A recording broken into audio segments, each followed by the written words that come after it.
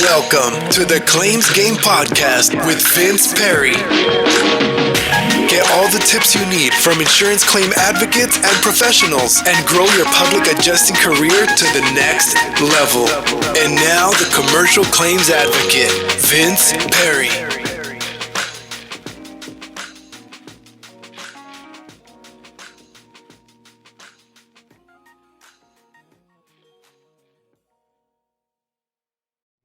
All right, let's get right into it. We are here with my good friend, Tyler Graves, Ready Stays. Thank you for coming on. Of course. Thank you for having me, Vince, as usual. Thank you for coming back. And thank you for being a proud supporter of our show and everything that we're doing here for Commercial Claims Advocate. I want you to know that I, myself, and Anton as well, I'm sure, we're greatly appreciative. Happy to do it. So let's talk about this storm, huh? So you are local to the area, like myself. Well, listen, first of all, you were out of town, okay? You were on vacation when all of this happened, were you not? Yeah, I personally had a trip planned for like 6 or 8 months prior, and it just so happened to fall on a period of time that week when the storm came. We were here for Helene. I was here for Helene. Oh, okay, you were here for Helene. And then all the kind of the aftermath and the calls and inquiries through that period. But then, Helene was here for a week and a half, and then it was Milton, and I think maybe it was 2 weeks between the two. I think it was 1 or 2. I think it was a week and a half. It was like a week and a half, 2 weeks. And then we left, and we didn't even know that Milton was really a thing until we sort of left. A few days after we had left, there's a storm hitting. And then, of course, we had to move our vehicles and, go through the whole thing personally, my wife and I. And, it's just, it was quite a thing. And then the staff, our team, our sales team, our operations guys, they, of course, were going through it with all the calls that came in afterwards. Of course, all the, concern for property, our properties here. And fortunately, everything was in good shape. We don't have anything in a flood zone, so that was good. But yeah, it was I was kept out of it. I was in a different time zone. I was in a completely different continent. Yeah. Totally, it was wild. And I was feeling kind of guilty going how's everyone doing? I would like to ask you about, because we had this conversation, I would like to ask you, not right now, but about how well your business ran without you, which says a lot about you and says a lot about what you've created. But with that said, I've compared the flood losses a lot to fire losses. Yeah. The reason is they're catastrophic, they affect every room, and the houses aren't unlivable. Yep. So I can only imagine how busy you were. Now, the downside is, as we've talked about, most of these flood policies don't have additional living expense coverage. However, that doesn't mean that they obviously can't call you and find a place to stay. Tell me, what was the process like after Helene hit and people got in touch with you and you were able to relocate them?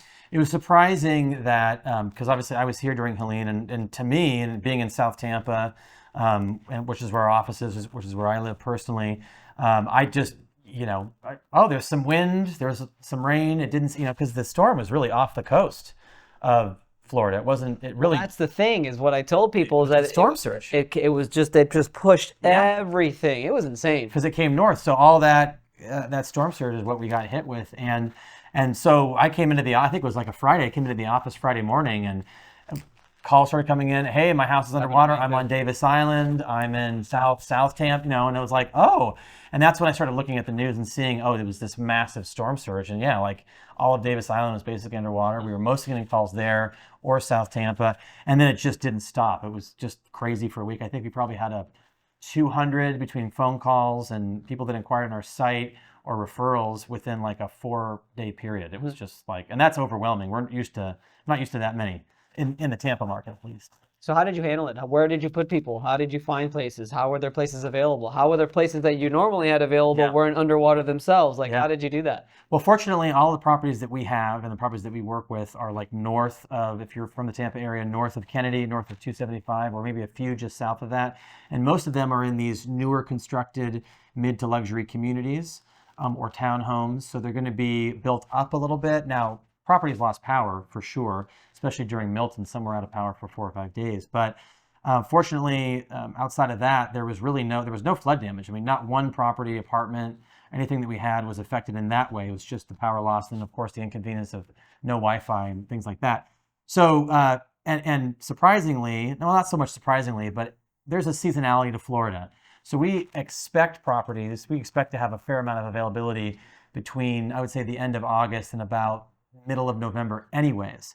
So we actually probably had about, I don't know, a dozen or a little more than a dozen rentals that were sort of vacant or coming vacant within the next week. And so when those calls came in, it was like, take, and they got booked up within probably 2 or 3 days. Surprising. Wouldn't it be like the whole summer just because it's so freaking hot? Well, we do a lot of stuff. We don't do a lot of vacation rentals. We're not doing vacation rentals. Right, So that's people, true. these are corporate relocations. These are, again, insurance for fire losses, things like that. So we certainly maintain a pretty high occupancy all year round, but we do see kind of an exodus at the end of July, kind of into August, to sort of maintain through November. And then of course you get the snowbirds and the corporate activity from like end of December through, call it, end of March or something. So we had a lot of, to me, we had a lot of availability, Got it. all things considered, whereas we wouldn't normally have 12 to 15 available rentals. So that people understand though, can you take me behind the scenes to the process? Somebody Yeah. calls, Mhm. or let's say public adjuster calls to Yeah. say, Tyler, I need this for my client. Like, Yep. what's the process like behind the scenes? Well, if we have something available, I mean, first and foremost, we always find out where they're living right now, where do they have to be near. People have families, they've got elementary schools, high schools, places, places of work. They need to be close to that. So the thing to do, of course, is to identify what is one's driving tolerance. Now, of course, beggars can't be choosers. So you take into account a few factors like that. Obviously, you're not going to find necessarily, we won't have something that's a 4-minute walk from your house. But 15-minute drive, and Tampa's not too congested. So most people are open to like a 15 to 30-minute drive, even if it means it's the right property. You ask them though? Oh, always. Are you asking them like, do you want to be close to your house? We or always ask them, there- what is your driving tolerance? What is your driving tolerance? Yeah, Got what it. is your driving tolerance? And again, we will do deals, obviously not in Tampa, but in other states, other cities, and some people's driving tolerance is An hour. 1 mile. Some people's driving tolerance is an hour, right? I have a deal our team is working on right now, like I want to say it's on the border of Virginia and Tennessee. She's in the mountains, and the closest town is like an hour away. I mean, like the closest civilization, so she understands she's going to drive an hour. Got it. Now, again, beggars can't be choosers. So most people, when they've just experienced a loss and they're like, I need to get out, I'm literally walking in water, they're pretty much open to everything. Fortunately, most of our availability is going to be right in the kind of South Tampa, West Shore area. So what we had available was in that 10 to 20-minute drive. So we just made offers to people. We did tours. Myself, it was all hands on deck. We were zipping around, giving people tours, sending out paperwork, getting payments and all of that. And unfortunately, like you mentioned earlier, most people don't have additional living expenses. Most people in Florida don't have additional living expenses as part of their flood insurance. So people are paying out of pocket. Now, what that means, of course, some people have mortgages or they have their own bills, then they're paying for temporary housing. So a lot of people, unfortunately, couldn't afford temporary housing. We are going to be more expensive. That's a fact. That's the first thing that we always tell people. And the reason for that is mostly driven by the fact that it's short term. People go on Zillow, they see, oh, this rental is $1,500. Well, that's for a 12 to 18-month lease, no furniture, no utilities, no deposit, nothing. This is fully furnished. This is like, I just experienced a loss. I have a piece of luggage. I have my toothbrush. I got to go somewhere. You've got pots, pans, dishes, Wi-Fi. All ready to Don't go. have to put in deposit. It's just all set. So, but yeah, people that could pay, they did. And we did not price gouge. We did not. We saw stuff like on Airbnb and Vrbo where Can imagine. it's sad. I mean, private owners, they own a few rental properties. They know. Think that, yeah, they go, oh, wow, people are going to need housing, and they they double or triple their rents. Really? I didn't even We think saw about that. And that's just not the way we do business. Sure. Our prices are our prices. And we charge what our rates are. So for a normal homeowner's insurance policy where they do have additional living expenses, Yeah. they just suffered a fire, something like that. They call you. Your first question is, what's your? It's one of our first questions, driving tolerance. And then what else? Yeah. It's to identify, do they have pets? Do they need a fenced-in yard? Some people, super easy going. I got 2 dogs, apartment's great. We just want somewhere decent, safe, fine. I have 2 kids. We can do a 2 or 3 bedroom apartment. Some people, and I notice this tends to be the older people, right? A little bit more curmudgeon-y. They're coming from their 3-bed, 2-bath with a yard. That's what I want. That's what I've lived in for 40 years. I And like my favorite. That's what I deserve. that's what I deserve. Right, yeah. And truth be told, we're going to work with, you're the person staying there. Yeah. I mean, again, And it you all lost kinda, everything. I mean, you lost yeah, everything, yeah. right? And it kind of comes down to your policy limits, right? So That is an important one. If I had a guy in Gainesville, he had a loss, and his like ALE was like $21,000. And so we were able to do things where we remove furniture, where he's going to pay his own furniture out of pocket. We remove utilities, he's going to pay that himself, but we care, his insurance will cover the actual roof and everything that we're sort of providing, which is basically a month-to-month rental in a safe neighborhood. So we can really cut things any way we need to sort of slice them based on limits. We're not going to sit there and blow out your limit. You have a $21,000 limit. We're not going to charge, and you only need 2 months. We're not going to charge you $10,000 a month. Right. Because what about extensions? What about material shortages? So we're always sensitive to those things. Gotcha. Yeah. And we, of course, always want to get the public adjusters sort of sign off on something like, hey, this is what we're presenting. Does this look good? And the public adjuster can say, that's way too expensive, or yeah, that's fine.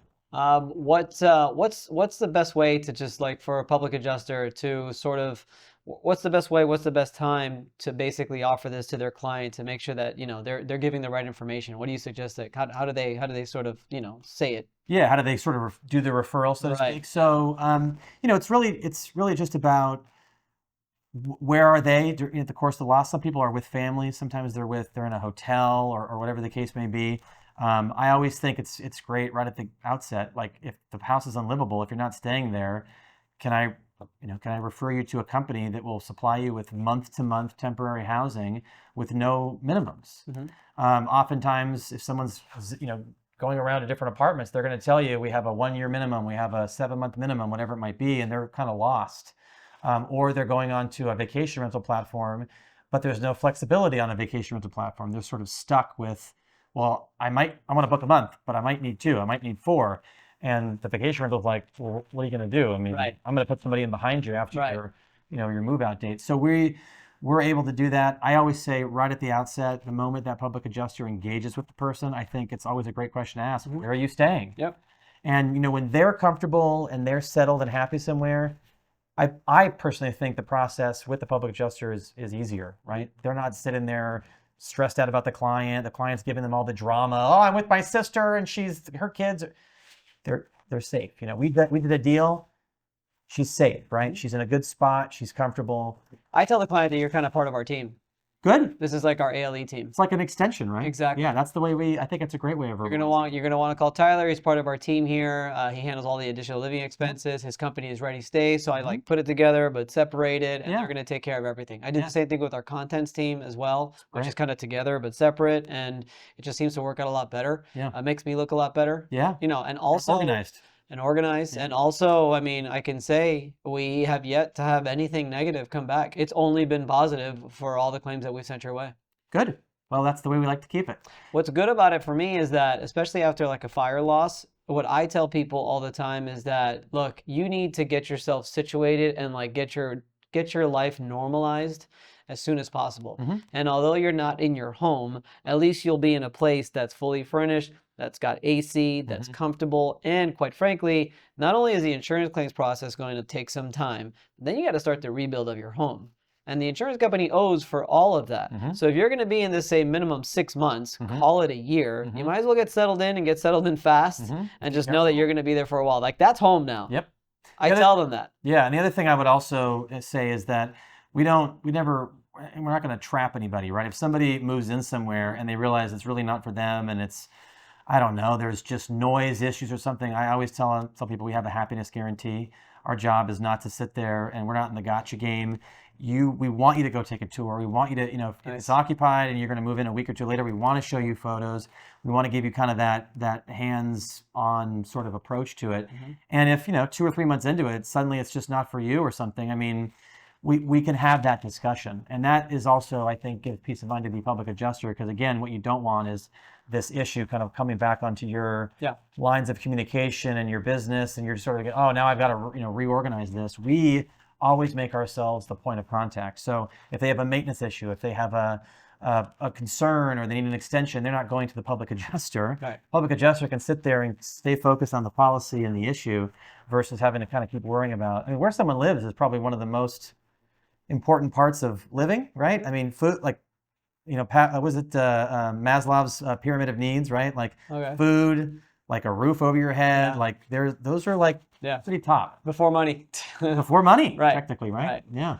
So tell me about your business. I would like to know just briefly about your operations. Just back to the original question that I wanted to get back to was, I want people to understand the well-oiled machine that you've built. Yeah. You were out of town right after Helene, and then Milton hits, and your team, because of good processes and operations, which is like what I live for, worked so well. I think it's good for the audience to know that you've got a good, well-built oil machine. Yeah, well, thank you. I'm glad that you know, that's how it's received. And did I say well-built oil machine? Well built and oiled. How about that? It's well built and it's oiled, because you can build something, but if you don't keep the oil in it, it's true, the darn engine ain't gonna run. So, yeah, I mean, they're wonderful, and I think it's funny, as we've grown over the last year or two. We've been in business now 7 years, but really in the last year or two, we've really stepped into the insurance housing space, which is why we've grown significantly. And we've added employees, we've added, you know, people on the team, more contractors, but also more employees. And the important part of that is that we go through a pretty extensive training with people. We've got systems; those systems kind of tie into each other. And I think if you just sort of go, oh, well, you've worked in this business before or something similar, you'll pick it up, and then before you know it, I always see business as like, I guess maybe I see this business. I know every business is different, but you've got your sales and you've got your delivery. I think pretty much every business can be kind of broken up that way.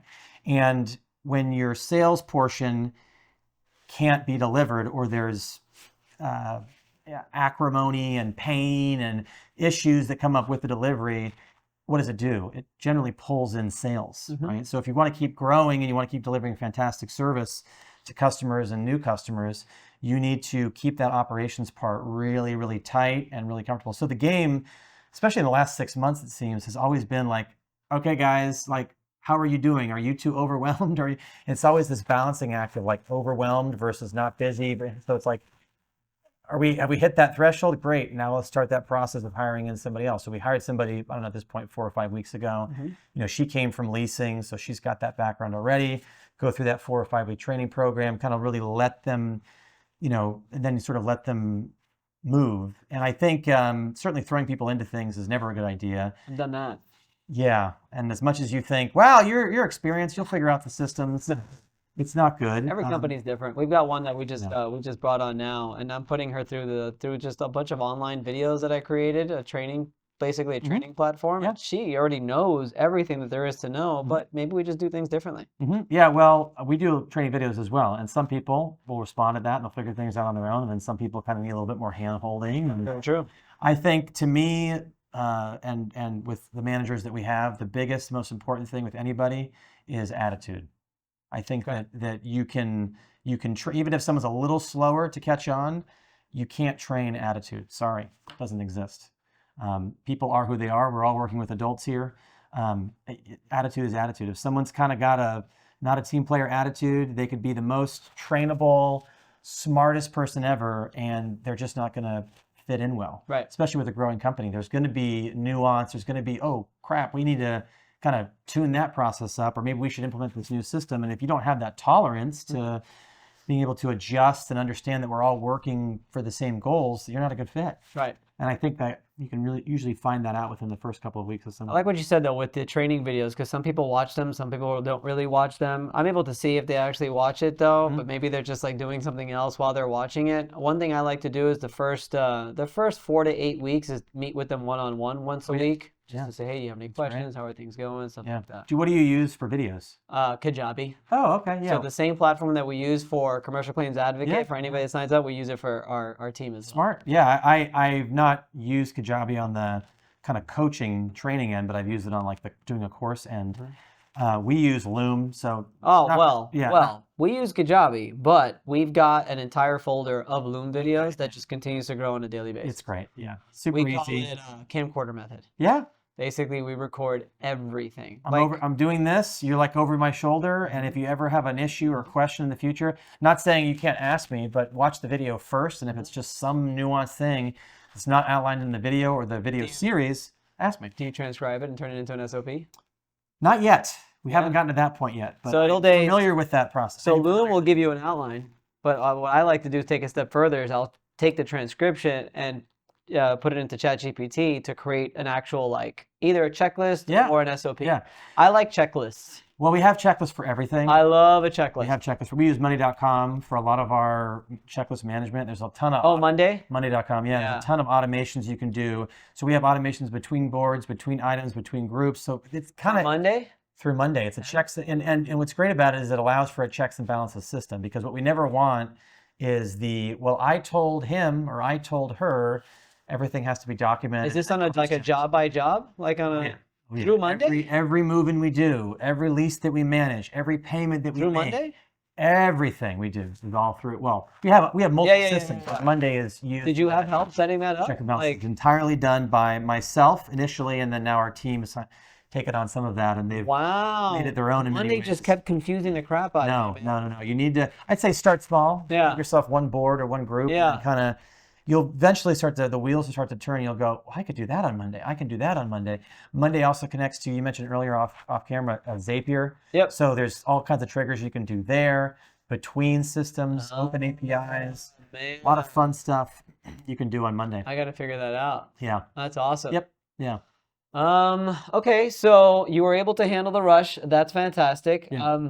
Is there anything that you'd like to add at all? I mean, I'm gonna say what I'm gonna say at the end. So, Yeah. is there anything you'd like to add? I think that the most important thing is that we at least have, Ready State at least has the opportunity to engage with the insured, and to kind of, I think that most people will find that our pricing puts them with the flexibility that they need, puts them within the striking zone of their limits. And that's almost always been the case with any of the deals that you and I have done or other public adjusters that you've referred. First thing we always want to know is, what are we working with? We never want an insured really paying out of pocket. That's never a scenario we want. It gets kind of wonky. It's not good for anybody. And that's why we're very sensitive to that. So I think for public adjusters, what you don't want to do is refer somebody and then it just comes back with like, yeah, well, they're too expensive. So we want to always identify that first. And we can pretty much do anything. We could talk forever about all the overly oversized families, weird stipulations people have needed. I just did a deal in Maryland that was a 7-bedroom house, and they needed a hospital bed, and they needed a this, and they needed a that. And it's, again, families are families. They have idiosyncrasies, nuances. I mean, maybe somebody needs a freaking hospital bed. It makes total sense. And that's where they were at in that part of their life, or their relative that's staying with them, and we make it happen. So I'll leave it at that. I want to be clear, you're located throughout the entire country. Correct. Our office is based in Tampa, Florida. You could find a place to stay for anyone throughout the entire country. We have a network of hundreds, if not at this point, thousands of private owners, apartment communities, townhomes, property managers that we all work with, for whom we create this relationship. And we do other things too. I mean, we do ongoing, if you are a property owner, let's say. A lot of property owners are very sensitive to who's the family, how many pets, how many kids. Most importantly, we do a monthly housekeeping and a property inspection to make sure there are no surprises upon move out. That is the biggest button for homeowners, is that there are eyeballs in there every month, or sometimes every other week, to make sure the property is being maintained. They like that or they don't like that? They love that. Oh, okay. Yeah, and then of course the insureds like that too. I mean, again, this is all about holding people. Are we talking about the owners of the property? The owners of the property. property. Oh, okay, got it. Yeah. What was it I was going to ask you? Are you in Canada at all by any chance? No, we have not done a deal in Canada. Okay. I think that growth is it's happening right now in the States, and we're getting bigger and bigger in the States. I'm sure Canada and maybe other countries will be on the path eventually. Well, again, I just want to thank you for being a part of my team. Yes, sir. By Awesome. Team, this is to the public adjusters. That's how I pitch it. I pitch it whenever I have any of these floods, any of these large loss fires. I talk about different uniques that myself and Elite Resolutions provides. Yeah. And I always start with, I've got over 15 and a half years experience and counting, so you're not going to find many other public adjusters more experienced than me. I've got a killer administrative team that on average, out of the 3 girls that we have that push everything along, we're talking 5.5 years of experience. Great. Each of them. And then I've got a contents team that, again, it's going to be hard for you to find any public adjusting firms that actually has a contents team to handle all of your personal property. And then we also have an ALE team where we could actually provide housing for you, and you can get to places. We use ready stays where they're able to get you where you need to go. So it's like all encompassing, where I come in and I pitch all of my services, and these are the reasons why I'm unique and why I'm different. And that model, like you said, is unique. And I think public adjusters that are part of your program, they should just be replicating that, because it works. It works really well. And I think that an insured would sit there and go, well, I could go with this guy who's just telling me, yeah, I'm going to figure this out for you. Or like, oh, this is like white glove service. Like I'm going to get everything that I need. I'm not going to have to sit there and stress out every day. I love it. And what I want to say to the public adjusters is, I'm sure you wouldn't, you would be okay with you being a part of everyone else's team as well in their pitch, for getting people additional living expenses. And I've had situations. And I feel very confident, like, honestly, like, it's like I've only had great things, is what people have told me, is only great positive reviews. Love it. We want to keep it that way. And that's also an important part, is that we're not a broker. We don't just move you in. Yeah. And now it's like, all right, great. No, you done. do white glove service. Yeah. You do. And if you're having issues. I mean, just the fact that you asked them the question, like, what's your driving tolerance. Driving tolerance. What's your drive? I mean, that's awesome. Yeah. I think that surprises a lot of people. Yeah. And that you could actually find a place within that driving tolerance. Oh, yeah. Pretty cool. Well, you move mountains. You make things happen. I love it. Yeah. All right, Tyler, thanks so much, man. Absolutely. Great to be here. All right.